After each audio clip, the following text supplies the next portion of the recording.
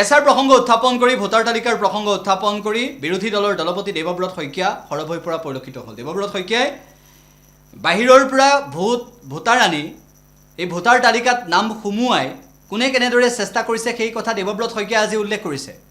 দেৱব্ৰত শইকীয়াই সেই সন্দৰ্ভত মন্তব্য কৰিছে। দেৱব্ৰত শইকীয়াৰ বক্তব্য শুনাব বিচাৰিছোঁ। নমস্কাৰ।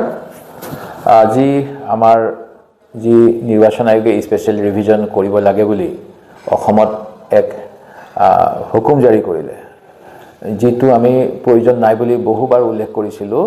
কাৰণ প্ৰতি বছৰে বছৰে নিৰ্বাচনী আয়োগে ভোটাৰ তালিকা সংশোধনী ব্যৱস্থা কৰে, জানুৱাৰী মাহত বা ফেব্ৰুৱাৰী মাহত প্ৰকাশ কৰে আৰু ইয়াৰ বাবে কোটি কোটি টকা খৰচ কৰে। তেখেতসকলে প্ৰতি বছৰে কৰা কামখিনিত যিসকলে ভোট দিব পৰা অধিকাৰৰ বয়স হৈছে বা জানুৱাৰীত হ'ব, তেখেতসকলৰ নাম অন্তৰ্ভুক্ত কৰে। যিসকলে নতুনকৈ বিয়া বাৰু হৈ কোনোবা এটা অঞ্চললৈ আহিছে, সেই অঞ্চলৰ ভোট কেন্দ্ৰত তেওঁলোকৰ নাম অন্তৰ্ভুক্তি কৰে।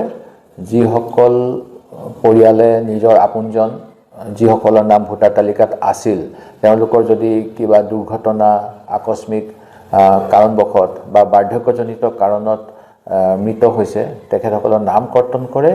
আৰু কোনো ব্যক্তিয়ে নিজৰ জন্মগাঁৱৰ পৰা যদি অন্য স্থানলৈ আহি বসতি কৰিবলৈ বাসগৃহ নিৰ্মাণ কৰি নতুন অঞ্চলৰ বাসিন্দা হৈছে, তেওঁলোকৰ নাম পূৰ্বৰ স্থানৰ পৰা কৰ্তন কৰি নতুন স্থানত অন্তৰ্ভুক্তিৰ ব্যৱস্থা কৰে। এই কাম যোৱা সময়ছোৱাত নিৰ্বাচনী আইন অনুসৰি প্ৰতি বছৰে বছৰে অসমত হৈ আহিছে আৰু ইয়াত আমি সকলোৱে সহযোগ কৰি আহিছিলোঁ। কিন্তু আমাৰ নেতা ৰাহুল গান্ধী ডাঙৰীয়াই ক'বৰ দৰে যোৱা কিছুদিন ধৰি বিজেপি দলে যেতিয়া তেওঁলোকৰ ভাল দিন আনিব নোৱাৰিলে, যেতিয়া তেওঁলোকৰ ইস্তাহাৰখন তেওঁলোকে নিজেই নিৰ্বাচনী জুমলা বুলি ক'বলৈ সাহস কৰিলে আৰু ভাৰতবৰ্ষৰ ৰাইজে তেখেতসকলে যে ভুৱা প্ৰতিশ্ৰুতি দিয়ে তাৰ উদাহৰণ 15 কোটিকৈ টকা, মূল্যবৃদ্ধি ৰোধ, পেট্ৰল ডিজেলৰ মূল্য হ্ৰাস, নিবনুৱাৰ নিযুক্তি, আমাৰ ক্ষেত্ৰত 6 জনগোষ্ঠীৰ জনজাতিকৰণ, চাহ বাগিচাৰ 351 টকা মজুৰি বৃদ্ধি, ব্ৰহ্মপুত্ৰ বা ইয়াৰ বিভিন্ন নৈসমূহৰ বান গৰাখহনীয়া ৰাষ্ট্ৰীয় সমস্যা ঘোষণা, জাতি মাটি ভেটি ৰক্ষা, অসম চুক্তি আখৰে আখৰে হিন্দেৰী নকৰাকৈ দাড়ি কমাসহ ৰূপায়ণ কৰাৰ প্ৰতিশ্ৰুতি, অসমৰ পৰা বিদেশী সম্পূৰ্ণৰূপে বহিষ্কাৰ কৰাৰ প্ৰতিশ্ৰুতি, ভাৰত বাংলাদেশ সীমান্তৰ কাটাতাৰৰ ব্যৱস্থা কটকটীয়া কৰি পাকিস্তানৰ নিচিনা ব্যৱস্থা কৰাৰ প্ৰতিশ্ৰুতি আদি বিভিন্ন প্ৰতিশ্ৰুতি যেতিয়া তেওঁলোকে পূৰাব নোৱাৰিলে, তেতিয়া আমাৰ নেতা ৰাহুল গান্ধী ডাঙৰীয়াই ক'বৰ দৰে ভোট চুৰিৰ বাহিৰে তেখেতসকলৰ নিৰ্বাচনী বৈতৰণি পাৰ কৰি ক্ষমতা ভোগ কৰিবলৈ অন্য কোনো বিকল্পই নাই। আৰু সেই গতিকে এছাৰৰ যোগেদি ভোট চুৰিৰ ব্যৱস্থা তেখেতসকলে অসমত এতিয়া কৰি আছে।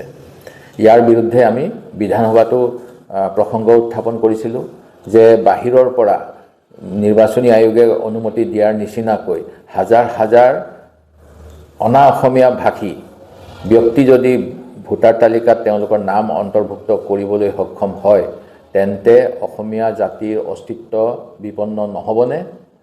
অসমত কিবা দুদিনৰ বাবে নিজৰ ৰাজ্যৰ নাম কৰ্তন কৰি সেই কৰ্তন কৰা প্ৰমাণপত্ৰ লৈ অসমৰ বিভিন্ন ভোট কেন্দ্ৰত তেওঁলোকে যদি নাম অন্তৰ্ভুক্ত কৰে, তেতিয়া অসমীয়া জাতিৰ অস্তিত্ব, অসমীয়া ভাষাৰ প্ৰতি ভাবুকি, অসম ৰাজ্যৰ প্ৰতি ভাবুকি নাহিবনে? কাৰণ আমি সকলোৱে জানো ভাৰতবৰ্ষৰ সংবিধান অনুসৰি ভাষাৰ ভিত্তিত বহু ৰাজ্য গঠন হয় আৰু 1956 চনৰ ৰাজ্য পুনৰ্গঠন যি আইন, সেই আইন অনুসৰি এতিয়ালৈকে ভাষাৰ ভিত্তিতেই বিভিন্ন অঞ্চলত ৰাজ্যৰ সৃষ্টি হৈছে।